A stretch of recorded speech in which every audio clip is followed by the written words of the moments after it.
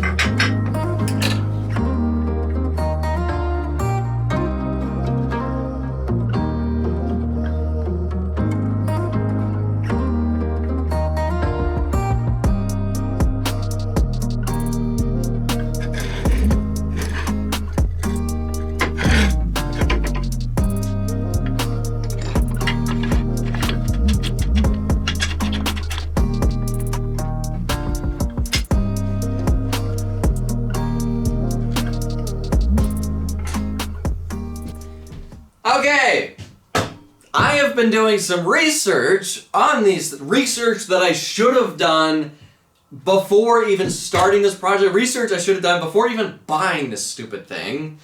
But in my research, I have found some things that I am not really liking right now. So, ever since I got this thing, I've kind of been a little doubtful that, like, is this thing 12,000 watts? I'm not really sure. This controller, like, it's not really that big, and I've been watching a bunch of videos on YouTube of other people building 12,000 watt motorcycles and stuff like that, and their controllers, their hub motors, are way bigger. So I looked at the listing that they bought, their motorcycle hub motor that is, I believe, true 12,000 watts. And I looked at the AliExpress listing that they bought it from, and yeah, after that I've been doing a lot of research for the last day and a half, pretty much. I've been doing a lot of research on these things, looking at other listings on AliExpress, listings on Amazon, listings on Google. I've been researching a lot of the stuff on these controllers, and my findings are showing that I believe that this is not 12,000 watts. This controller, if you guys want to Google this, feel free, but this has numbers ND72530. You typed it in on Google, this controller shows up, and it says that this controller is only rated for 5,000 watts. 5,000 watts. Also, I saw a listing on AliExpress for what looks like this exact same hub motor. It says QS motor on it, has the exact same orange cable on here, but that one's for a motorcycle rim. This is a dirt bike rim, and it says 8,000 watts. So I'm fairly confident in saying that I believe that this is 8,000 watts, which the Amazon listing for this thing says 12,000 watts, which is clearly false advertising. I think I got scammed on Amazon. So I'm gonna be honest. When I saw this and I'm like slowly figuring this stuff out, like I think this is 8,000 watts. This is clearly rated for only 5,000 watts. I was seriously considering returning this, scrapping this project for now, and just returning this. And I decided against that because I've already put a lot of effort, which by the way, I haven't uploaded part 1 yet of this project. I just started editing that video last night. And then it's like I'm trying to find on AliExpress another one of these that's true 12,000 watt hub motor that's that has a dirt bike rim. All the ones that I'm seeing are for motorcycle rims, and it's like I could buy that, but then that changes the project yet again. That all of a sudden turns into, it's not a dirt bike project anymore, and is there one that I can buy of these things that has a dirt bike rim? So I guess if I return this, I would have to completely scrap the whole dirt bike concept of this project, and I guess go to motorcycle, which now if I did that, I would have to buy a motorcycle, and I'd be building a electric motorcycle instead of electric dirt bike. If you guys remember, this all started with wanting to build an electric mountain bike. Which actually, I don't know if I already said this, I did buy. I found a different company on Amazon that I believe is a lot more truthful than the company I bought this thing from. And I bought an 8,000 watt hub motor to build my electric mountain bike that I wanted to originally build, and that one is, I believe, a true 8,000 watt system. It got here in the mail a couple days ago. I'm looking at it, and the controller does say 8,000 watts. Basically, I've decided to just continue with this project. Just continue with it. I will be buying an 8,000 watt controller. There's no reason to have a 5,000 watt controller when this thing, I believe, is 8,000 watts. And then I even thought, what if I bought a 12,000 watt controller and just run it on this motor, and if it heats up and doesn't last as long, then I can always go to the company and say, hey, it didn't work, it burned out, you need to replace this. So, for now, we're just going to continue with this project, continue building the frame and everything, and if we are not impressed, when we take this thing for its first test drive, I will consider spending even more money and upgrading to maybe 12,000 watts and trying to figure out how to fit a motorcycle rim on something that's designed to have fitting a dirt bike rim for something that's designed to have a motorcycle rim.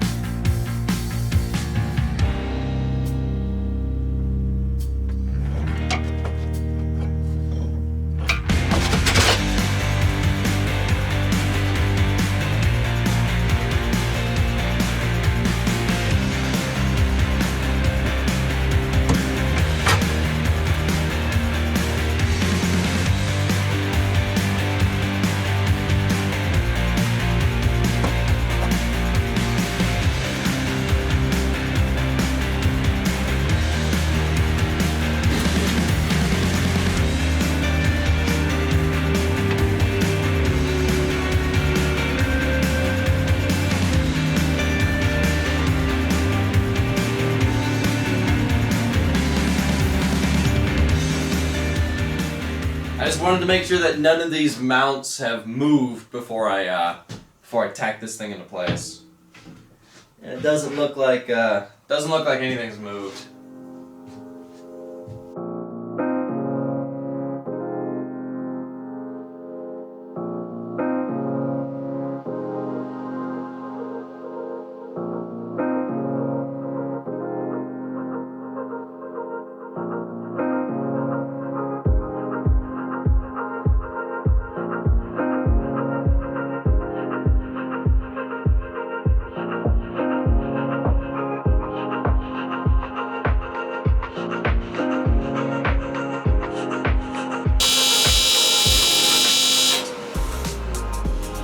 And there went the breaker.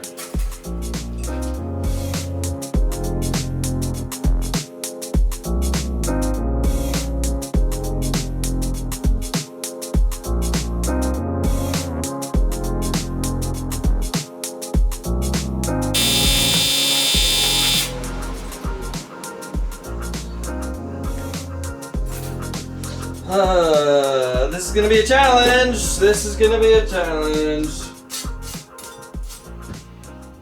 So, I'm having a hard time welding this. It's a challenge to weld really thick material to really thin. I can't really heat up the big piece and get it to start melting before the thinner aluminum just starts completely melting away, and it's a bit of a challenge. Also, I can't really turn up the amperage on my welder any higher, otherwise it just trips the breaker really fast. And even at 115 amps or 120 amps, which is like not hot enough to really be welding this, it trips the breaker in like 3 or 4 minutes after welding. So yeah, so challenges. So I went out to Tractor Supply and I bought myself a matte gas blowtorch. Somebody told me that these burn a lot hotter than just regular propane. I forgot who that was. I'm not sure if that's true, but I think it is. Definitely sounds more intense than the propane. So let's see if I can heat this part up a lot hotter to help me to try and weld this thing. So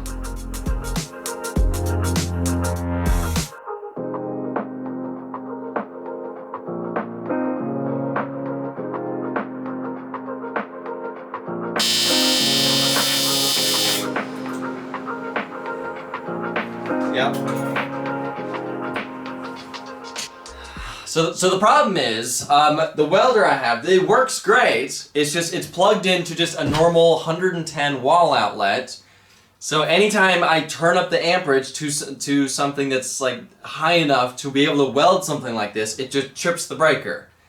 So I don't have 220 outlets in this shed. If I did, welding this would be no problem. So Right now it's tacked into place. What I'm gonna have to do when I fully weld this out is I'm just gonna have to heat this part up to, and it's like 300 or 400 degrees or 500 degrees or some crazy thing like that, just so I can get it to wet out. So therefore I can actually get the filler metal to actually fuse with the big piece and not just completely melt out the thin material. So anyway, we got the bottom piece tacked into place. It's in there solid. Now let's work on the top piece.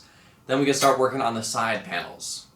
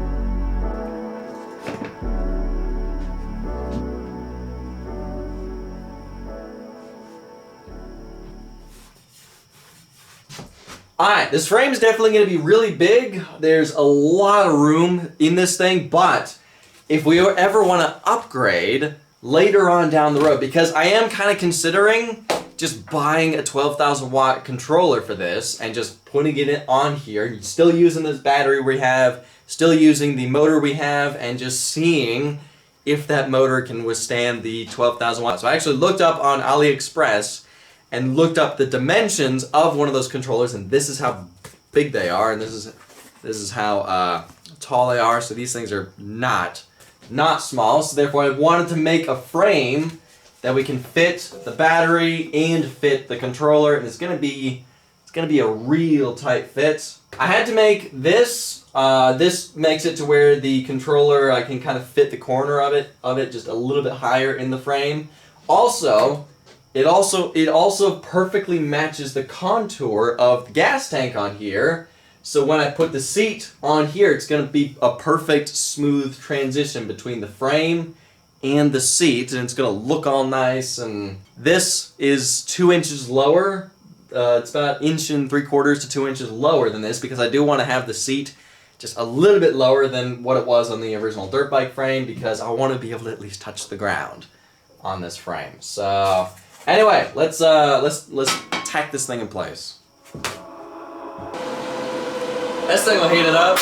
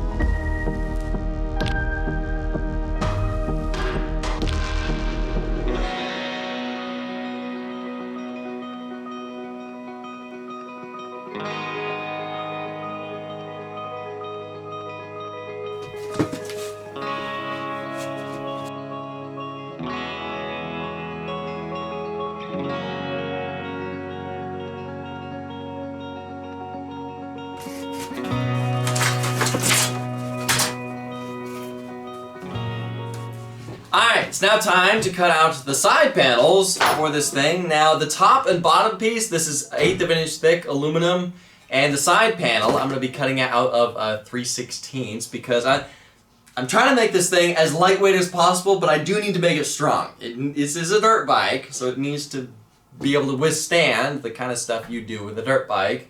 So I think 3/16 aluminum is hopefully going to be strong enough. Now, this is going to be a challenge to cut this piece of aluminum out, because this is not going to be a flat piece of aluminum. This is 8 inches wide, and then from here and here, these both taper down to 2 3/4 inches. So I need to bend it and then have it still line up perfectly, and also I need to have this, it line up perfectly around this whole diameter of this thing, so therefore I can properly weld this. So I'm probably just going to cut a piece of aluminum out bigger than this, and then slowly trace over everything and, just cut this thing out. So it's going to take a while, but it's just, this is how I need to do it.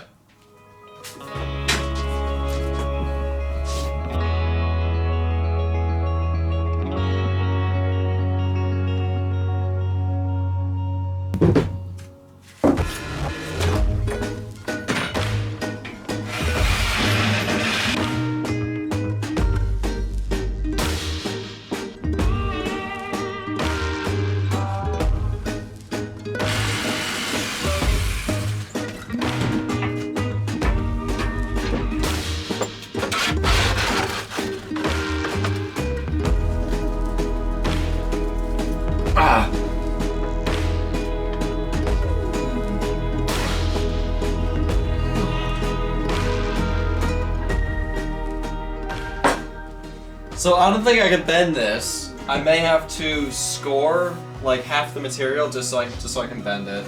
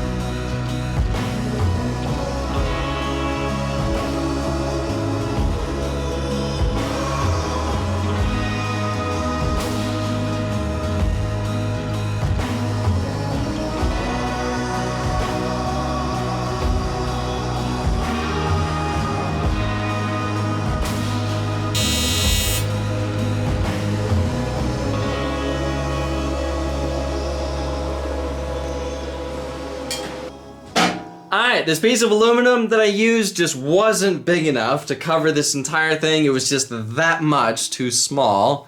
So I cut out this piece of aluminum, and then that's just gonna fill the gap right there. And I'll weld it onto here, and then weld this, and I'll try to, you know, smooth it out and try to blend it so it looks like all one big piece.